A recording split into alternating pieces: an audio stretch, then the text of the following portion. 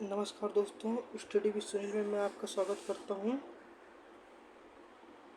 मैं आपको आज ईवीएस की क्लास इन्वायरमेंटल स्टडीज़ के बारे में पढ़ाने जा रहा हूं। जो सीटेट में आपके इसमें पेडोलॉजी से क्वेश्चन यहाँ से आते हैं। पेडोलॉजी में यहाँ से क्वेश्चन ज़्यादा से ज़्यादा पूछते हैं। इसको तैयार कर लीजिए और नोट्स बना लीजिए। आप लोग इसको नोट्स बना लीजिए। इसमें पेडोलॉजी से क्वेश्चन ज़्यादा से ज़्यादा आते हैं। इसमें क्या है ईवीएस के, तो इसमें देखते हैं ईवीएस के बारे में। एनसीएफ 2005 क्या कहता है। एनसीएफ 2005 क्या कहता है ये देखते हैं। ईवीएस के बारे में एनसीएफ 2005 क्या कहता है। इसमें क्या होता है, इसके 6 जो थीम होते हैं, 6 थीम और 4 उप थीम होते हैं, सब थीम जिसे बोलते हैं। ये सीटेट में क्वेश्चन यहाँ से आते हैं। इसको आप तैयार कर लीजिए। ईवीएस में है पहला थीम क्या है, परिवार और दोस्त, फैमिली एंड फ्रेंड्स। दूसरा क्या है, भोजन, फूड। तीसरा क्या है, वाटर, पानी। फिर चौथा क्या है, आश्रय या शेल्टर इसे बोलते हैं या आवास बोलते हैं। फिर आगे देखते हैं, आगे क्या है, यात्रा करना, ट्रेवल्स। फिर उसके बाद क्या है, चीज़ें जो हम बनाते और करते हैं, things we make and do. ये इसके 6 थीम होते हैं। पहला थीम क्या है, पहला थीम देखेंगे क्या है, परिवार और दोस्त। दूसरा थीम क्या है, भोजन। तीसरा पानी। चौथा आश्रय। पांचवा यात्रा करना। और छठवां चीज़ें जो हम बनाते और करते हैं। इसको किस तरह याद करेंगे, जैसे क्या होता है, एक परिवार में क्या होता है, पहले जब बच्चा जन्म होता है तो उसमें परिवार और दोस्त के साथ रहता है, तो परिवार और दोस्त होगा। दूसरा क्या होगा कि उसे भोजन की आवश्यकता भी होगी। फिर उसके बाद भोजन की आवश्यकता होगी। फिर तीसरा क्या, जब वो भोजन पा जाएगा तो फिर उसे पानी पीने की भी आवश्यकता होगी। फिर जब पानी भी पा जाएगा, भोजन भी हो जाएगा, परिवार और दोस्त भी हो जाएंगे, उसके बाद ये क्या हो गया, उसे आवास या घर की आवश्यकता होगी। ये 4 थीम याद हो गए आपको। फिर इसके बाद हम देखते हैं यात्रा करना।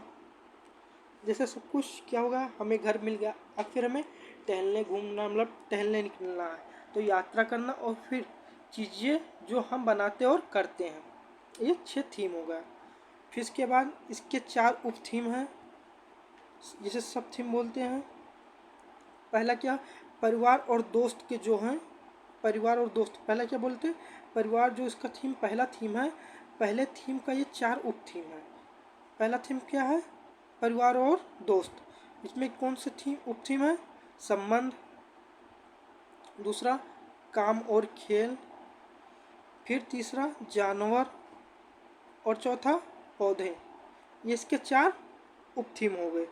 इसको जैसे सीटेट में क्वेश्चन पूछेगा कि ईवीएस के 4 उप थीम कौन कौन से हैं, तो इसमें ऑप्शन रहेगा संबंध रहेगा।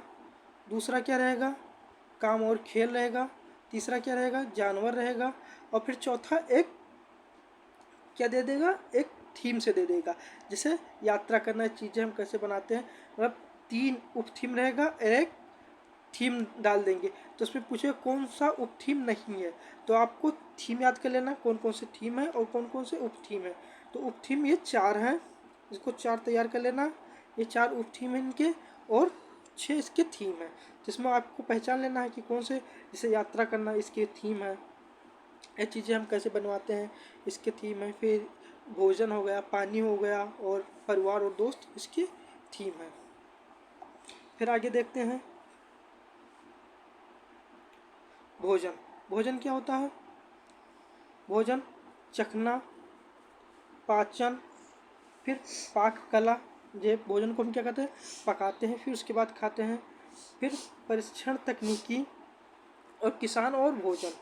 ये भोजन के 5 अंग हो गए, चखना, भोजन, पाक कला और परीक्षण तकनीकी, किसान और भोग। फिर उसके बाद ये भोजन के बाद क्या हो गया, पानी। तीसरा जो थीम आपका है पानी है।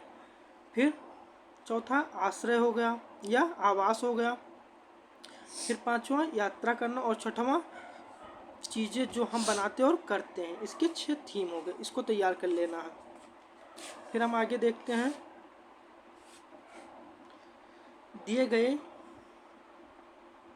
गए पाठ्यक्रम के बारे में अधिक जानकारी। पुस्तक की भूमिका इसमें क्या है, ये एनसीईआरटी के द्वारा प्रत्येक विषय की गहरी और अंतर संबंधित समझ विकसित करने का प्रयास किया गया है। प्रत्येक विषय वस्तु बच्चों के लिए उपयुक्त भाषा में महत्वपूर्ण प्रश्न के साथ शुरू होगी।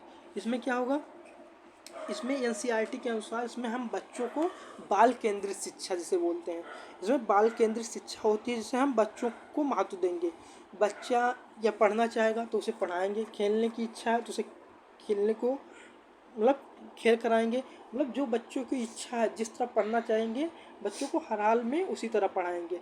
इसमें बाल केंद्रित शिक्षा, इसलिए बालक की यहाँ यहाँ बालक को प्रमुख, हर क्वेश्चन में आपको देखना है कि बालक का जितना फ़ायदा होगा उतना क्वेश्चन आपका पॉजिटिव होगा और ज़्यादा से ज़्यादा सही जाएगा।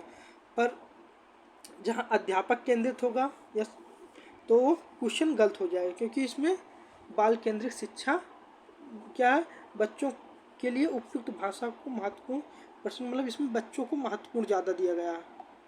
फिर आगे देखते हैं, ये क्या है, लिंग, वर्ग, संस्कृति, धर्म, भाषा और भौगोलिक स्थिति आदि के अंतर को समाप्त करने की ज़रूरत है। क्या होता है, लिंग, जैसे लड़की और लड़कियों में अंतर है कि लड़कियों को पढ़ने नहीं भेजते हैं, तो इसमें ये भेदभाव ख़त्म करना है। वर्ग, जैसे गरीब परिवार के हो गए और उच्च परिवार से जो आते हैं तो इसमें वर्ग होते हैं। ये गरीब बच्चे जो गरीब परिवार के आते हैं वो अच्छे कपड़े नहीं पहनते हैं तो उसे अलग बैठाते हैं, तो इसलिए स्कूल में ड्रेसेस चलती हैं किससे गरीबी और अमीर की वर्ग में भेदभाव ना हो सके। संस्कृति, हर एक जैसे हर एक राज्य के जो होती हैं, हर एक सबकी संस्कृति अलग अलग होती है, हर अलग धर्म में संस्कृति अलग अलग होती है। धर्म हो गया। फिर भाषा, किसी की भाषा हिंदी होती, किसी की तेलुगु होती है, किसी की क्या होती है, कन्नड़ होती है। हर राज्य की एक अलग अलग भाषा है, तो भाषा को भी इसमें महत्व दिया गया है कि इनके अंतर को समाप्त करना। फिर भौगोलिक स्थिति, जिससे बच्चा जो कोई पूर्वी साइड से जैसे मेघालय वघालय से आ गया तो उसकी भौगोलिक स्थिति अलग है, या कोई वहाँ से आ गया है जैसे जम्मू कश्मीर से आ गया तो उसकी भौगोलिक स्थिति अलग है, तो इसको हमें इस अंतर को समाप्त करने की ज़रूरत है। फिर अगला देखते हैं, इसमें क्या है, पाठ्यक्रम का मूल्यांकन एक सतत प्रक्रिया होनी चाहिए। जैसे आपको सीटर में पूछेंगे कि इसमें मूल्यांकन को सबसे ज़्यादा क्या महत्व दिया जाना चाहिए, तो इसमें क्या है, मूल्यांकन एक सतत प्रक्रिया होनी चाहिए। इसमें आपके ऑप्शन जब जाएंगे कि मूल्यांकन क्या होना चाहिए, एक सतत प्रक्रिया होनी चाहिए, तो इसको आपको सही मारना है। फिर इसमें आगे देखते हैं, तो मूल्यांकन होनी चाहिए और बच्चे का मूल्यांकन तब किया जाना चाहिए जब वह देखता है, पूछता है या खींचता है या समूह में चर्चा करता है। बच्चों को जब वो सीखना चाहता है तभी उसे हम पढ़ाएंगे, वो चर्चा करना से, जिस चर्चा के द्वारा भी उसे शिक्षा देना भी है। फिर इसमें एनसीएफ की अनुशंसा देखेंगे। एनसीएफ की अनुशंसा क्या है, एनसीएफ सन 2005 के अनुशंसा कहता है कि स्कूल में बच्चों के जीवन को उसके साथ जोड़ना चाहिए। जो बच्चे को जीवन है उसको स्कूल के साथ जोड़ना चाहिए। बच्चा क्या है, बच्चा स्कूल से स्कूल को बोझ ना माने। बच्चे आए खेल खेल में उसको पढ़ाई खेल खेल में अच्छे से उसको नॉलेज हो, ये नहीं कि बैग ओझना, ज़्यादा से ज़्यादा बुक रख लिया और आए उसे बोझ लगे, पढ़ाई में मन ना लगे। तो इसको क्या है, बच्चों को स्कूल में उसके जीवन के साथ जोड़ना चाहिए। उसके जीवन में क्या होता है उसी अनुसार बच्चों को पढ़ाना चाहिए। फिर आगे देखते हैं, स्कूल के बाहर के जीवन। बच्चों को क्या है कि हमें किताबी ज्ञान से नहीं, हमें बाहरी ज्ञान से भी उन्हें जोड़ना चाहिए। बच्चों को किताबी मतलब जीवन से उन्हें मुक्त करना चाहिए, मतलब खेल खेल में भी ज्ञान बच्चों को हमें अर्जित कराना चाहिए। फिर इसके देखते हैं जो स्कूल के बाहर के जीवन है बच्चों के बारे में, इसको हम देखते हैं।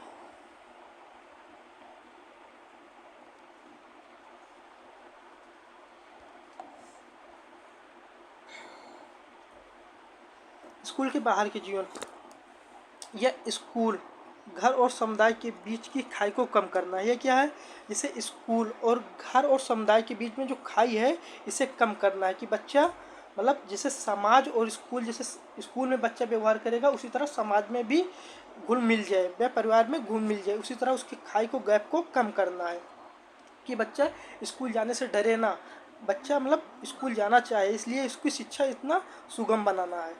तो इसमें किताबी या रटन सीखने के हतोत्साहित करते हैं। इसमें क्या होता है, जैसे सीटर में आपसे क्वेश्चन पूछेंगे कि रटन विद्या को प्रोत्साहन करना चाहिए, तो इसमें आपका एक मतलब जो ऑप्शन ये रहेगा तो इसको आप निगलेक्ट कर देंगे, ये आपका आंसर नहीं होगा, क्योंकि बच्चों को रटन विद्या से हमें मुक्त कराना, उसे हम मतलब रचनात्मक तरीके से उसे सीखने के लिए प्रोत्साहित करेंगे। इस आधार पर विकसित पाठ्य वस्तु रटन सीखने को हतोत्साहित करने के विचार को लागू करने का प्रयास करती है। इसमें क्या है, रटन विद्या जो होता है उसे हम निगलेक्ट करते हैं, उसे हम नहीं मानते, उसके बच्चों को विचारों के प्रयास, जो बच्चों का विचारों को मतलब उनके विचारों को लागू करने का प्रयास करना चाहिए हमें। यह हमें राष्ट्रीय शिक्षा नीति NPI 1986 में उल्लिखित बाल केंद्रित शिक्षा प्रणाली को प्राप्त करने की मदद करेगी। यह क्या है, बाल केंद्रित शिक्षा, इसमें क्या हम मानेंगे एनसीएफ में कि हम बाल केंद्रित शिक्षा को ज़्यादा से ज़्यादा महत्व देंगे। यह एकीकृत शिक्षा है। फिर इसको आगे देखते हैं, बच्चे अपने आसपास के वातावरण को समग्र रूप से देखते हैं। मतलब क्या है, बच्चे जो अपनी पढ़ाई को वातावरण से रिलेट करेंगे, कि वातावरण में उसके क्या होते हैं, पर्यावरण से क्या होता है, इसको अपने जीवन से, अपने जीवन के अनुभव से अपनी पढ़ाई को रिलेट करेंगे। और किसी भी विषय को विज्ञान और सामाजिक विज्ञान को विभाजित नहीं करेंगे। इसमें क्या है कि बच्चों को जो होता है अपने वातावरण से रिलेट करेंगे, किसी भी विषय को विज्ञान और सामाजिक विज्ञान में विभाजित नहीं करेंगे। जो होता है कक्षा 3 से 5 तक होता है, इसलिए कक्षा 3 और 5 में ईवीएस सामाजिक विज्ञान और पर्यावरण की शिक्षा की अवधारणा मुद्दों को एकीकृत किया गया। ये 3 से 5 जो कक्षा होता है, इसमें जो विज्ञान है, सामाजिक विज्ञान हो और पर्यावरण है, इन तीनों को एक साथ कंबाइन किया गया है। तो इसमें क्या देंगे, इसलिए कक्षा 3 और 5 के ईवीएस को विज्ञान, सामाजिक विज्ञान और पर्यावरण को शिक्षा की अवधारणा को मतलब एकीकृत किया गया है, कि इसमें मतलब विज्ञान की जो कक्षा से 3 से 5 तक है, विज्ञान और सामाजिक विज्ञान और पर्यावरण को एक ही में मिक्स किया गया है, जिसे हम ईवीएस बोलते हैं। फिर आगे देखते हैं, यह विषय कक्षा 1 और 2 में नहीं है, लेकिन इससे संबंधित मुद्दे, अवधारणा, भाषा और गणित का हिस्सा। जैसे आपको सीटर में क्वेश्चन पूछते हैं कि कक्षा 1 और 2 में जो विज्ञान, सामाजिक विज्ञान और पर्यावरण की अवधारणाएं एकीकृत है कि नहीं, ये जो कक्षा 1 और 2 में है उससे किससे रिलेट करते हैं, तो इसमें आपको क्या है, भाषा और गणित। कक्षा 1 और 2 में आपके जो विज्ञान, सामाजिक विज्ञान और पर्यावरण नहीं सब्जेक्ट होता है, इसमें क्या होता है, भाषा की अवधारणाएं और गणित को हिस्सा माना गया है।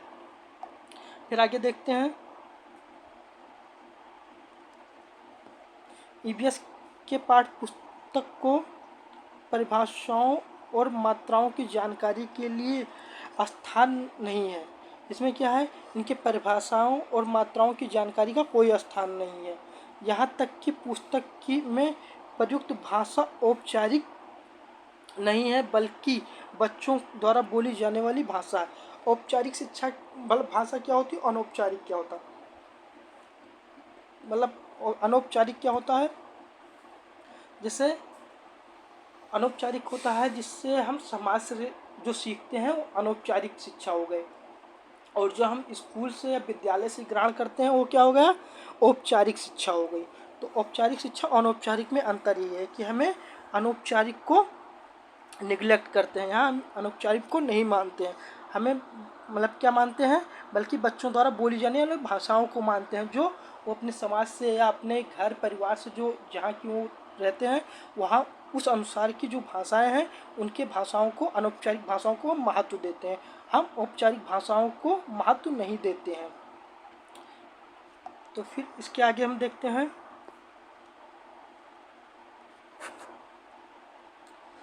पाठ्य पुस्तक ज्ञान एकमात्र स्रोत नहीं है। क्या है पाठ्य पुस्तक? मात्र मतलब किताबों का ज्ञान ही एकमात्र स्रोत नहीं है। हम ज्ञान अलग अलग तरीके से ले भी सकते हैं, बल्कि लोग उनके पर्यावरण और समाचार पत्रों आज जैसे सभी स्रोतों के माध्यम से ज्ञान का निर्माण करने के लिए बच्चों का समर्थन करना चाहिए। क्या बच्चों को हमें पाठ्य पुस्तक द्वारा ही मतलब उनको ज्ञान कराना चाहिए? जैसे क्या होता है, बच्चे प्रेजेंट टाइम में क्या होता है कि परिवार में देखते हैं बच्चों को ज़्यादा से ज़्यादा कहते हैं कि पढ़ो पढ़ो, उनको ज़बरदस्ती पढ़ाते हैं। ये नहीं देखते हैं कि बच्चा पढ़ना चाहता है कि नहीं पढ़ना चाहता, उसकी रुचि को नहीं देखते हैं। बच्चों को पढ़ने के अलावा उसे खेल खेल में पढ़ाइए, या लोगों से बातचीत करिए, उस तरह गिनती मतलब उसको सिखाइए, या लोगों को उसके पर्यावरण से समाचार पत्रों द्वारा मतलब अनेक प्रकार की मतलब क्या होता है, हमें ज्ञान ग्रहण करने के लिए अनेक माध्यम भी हैं जिससे हम अपने ज्ञान का निर्माण कर सकते हैं। फिर से क्या है, इसमें क्या है, बोझ को कम करना। जैसे पहले क्या होता था, बच्चे क्या होता है, जैसे अभी देखते हैं कि अब तो इसमें मतलब क्या है, बच्चों के जो बोझ है उसे कम करना है। लर्निंग विथआउट बर्डन, यह क्या है, बच्चों के बैग का जो वजन है उसे कम करना है। कि हमें बच्चों को किस तरह पढ़ाना है, उसको कम बोझ। जैसे बच्चा क्या है कि फर्स्ट क्लास में है और 10 बुकें लेकर जाता है स्कूल में पढ़ने, वो बेचारा खुद ही दबा रहेगा, उतनी मतलब वो खुद ही प्रेशर में रहेगा कि क्या पढ़ें क्या ना पढ़ें। तो इसलिए उनकी क्या है, बुकें कम किया गया है और उन्हें कम बोझ, मतलब क्या है, कम बुकें रहेंगी तो बच्चा खेल खेल में उनके स्कूल में मतलब डायग्राम, तो उसमें ड्राइंग क्लास में वो चल गया है जिसे हम बोलते हैं, इसे में क्लास में क्या पढ़ा रहे हैं, वॉल पेंटिंग। वॉल पेंटिंग के द्वारा बच्चों को ज्ञान का सृजन कराया जा रहा है। तो इसे क्या बोलते हैं, वास्तव में शिक्षण के लिए इसलिए बच्चों का बोझ कम किया गया। फिर इसके आगे देखते हैं, वास्तव में शिक्षण के लिए दिन समर्पित करने के लिए दैनिक समय सारणी में लचीलापन होना चाहिए। ऐसा नहीं होना चाहिए कि बच्चों को मतलब सिर्फ पढ़ाई पे ही ध्यान दें। जिनका टाइम टेबल है, एक पीरियड बच्चों को पढ़ाएं, एक पीरियड खेल खेल में पढ़ाएं। मतलब बच्चों का जो टाइम टेबल है, दिनचर्या है, उनको क्या है, मतलब लचीलापन होना चाहिए उनके जो पढ़ाने की, वो उसमें जो क्लास की जो समय सारणी है उसमें लचीलापन लेकर आना चाहिए। शिक्षण और मूल्यांकन के तरीके वर्तमान पाठ्य पुस्तक की प्रभावशीलता को निर्धारित करेगी। जैसे क्या है, वर्तमान में शिक्षण और मूल्यांकन जो उसके है वर्तमान पाठ्य पुस्तक की प्रभावशीलता को निर्धारित करेगी। ये स्कूल में बच्चों के अनुभव को अच्छा बनाने के लिए किया जाएगा। ये बच्चों को क्या है, उनके प्रभावशाली मतलब उनके ज्ञान को मतलब उनके स्कूली ज्ञान को अनुभव से अच्छे बनाने के लिए किया जाएगा। इसमें क्या उच्च प्राथमिकता और स्थान दिया जाएगा। मतलब बच्चों के क्या उच्च, जैसे वो रचनात्मक तरीके से जो सीखेंगे, वो ज्ञान करेंगे, उन्हें उच्च प्राथमिकता दी जाएगी। तो तथा क्या, उन्हें चिंतन, विस्मय और छोटी समूह में चर्चा, या चिंतन करना जैसे कोई टॉपिक दे दिया तो उस पर आपको चिंतन करने लेके कि सोचिए आपका आंसर क्या होगा। जैसे आप पूछे कि कोई क्वेश्चन पूछा गया है कि आम कैसा होता है, तो बच्चा आम के बारे में नहीं जानता, तो आप बताएंगे कि गर्मी के सीज़न में होता है, और जैसे उसकी मतलब शेप भी बताएंगे कि इस तरह शेप होता, तो उसको मतलब थोड़ा बहुत हिंट देंगे, तो बच्चा चिंतन करके मतलब उसको याद कर बताएगा। या छोटे समूह में चर्चा करेंगे, जो 2-4 बच्चों को समूह बनाएंगे, एक टॉपिक देंगे, तब बच्चे अपने आप में चर्चा करेंगे और अपने ज्ञान को ऐसे इस तरह विस्तार करेंगे। जो बच्चा गलत बताएगा तो उसको मतलब 3-4 ग्रुप में रहेंगे, तो वो लोग एक सही बताएंगे, एक गलत बताएंगे तो कहेंगे ये नहीं सही है। तो इसमें क्या होगा, ग्रुप चर्चा करेंगे, जिससे उसका ज्ञान का विस्तार और अधिक होगा। तथा अनुभव की आवश्यकता वाली गतिविधियों को अवसर दिया जाएगा। तो यह क्या, अनुभव द्वारा सीखना, जिससे अनुभव द्वारा जब सीखेगा तो उसकी ज्ञान की आवश्यकता मतलब गतिविधि जब करके कोई सीखा जाएगा, जिससे आपको कोई काम है उसे प्रैक्टिकल करके जो सीखेंगे वो ज़्यादा समय तक आपको याद रहेगी, और जो मतलब रटन रहेगी वो कुछ समय बाद भूल जाएंगे। मैं जो आपका उस पर प्रयोग किए रहेंगे तो आपको क्या है, जैसे आपको खाना बनाने के बारे में पढ़े हैं या में खाना किस तरह बनाया जाता है, तो उसको आप एक बार पढ़ लिए कि चाय में बनाने के लिए क्या क्या चाहिए, एक बार हमें पढ़ ली, फिर दोबारा चाय बनाना होगा तो हम नहीं बना पाएंगे। मैं इस पर प्रैक्टिकल किए रहेंगे तो इसको हम अच्छी तरह से, उसके अनुभव रहेगा तो हम उससे अच्छी तरह से गद्य दोबारा भी कर सकते हैं। फिर आगे देखते हैं, ईबीएस के पाठ्य पुस्तक बाल केंद्रित है। इसमें क्या है, पाठ्य पुस्तक ईबीएस जो है, ईबीएस की पाठ्य पुस्तक है बाल केंद्रित है, ताकि बच्चों को तलाशने के लिए काफ़ी जगह मिले और रटने के लिए मजबूर ना किया जाए।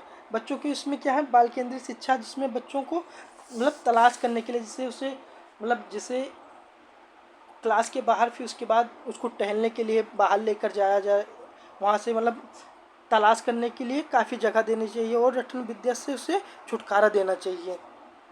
तथा स्कूल अधिकारियों की भूमिका है। फिर आगे देखते हैं इसे,